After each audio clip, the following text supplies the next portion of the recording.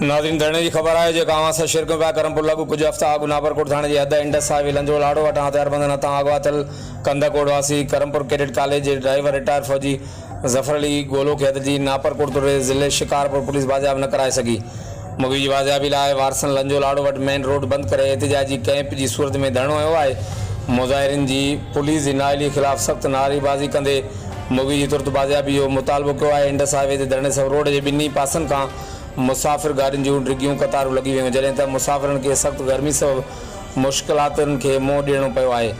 मुज़ाहिरीन सां ॻाल्हियूं करण अॼु जी नापरकोट पुलिस धरणे वारे हंधि पहुतल आहे। हर वक़्तु आगाहण लाइ ॾिसंदा रहो JTN न्यूज़।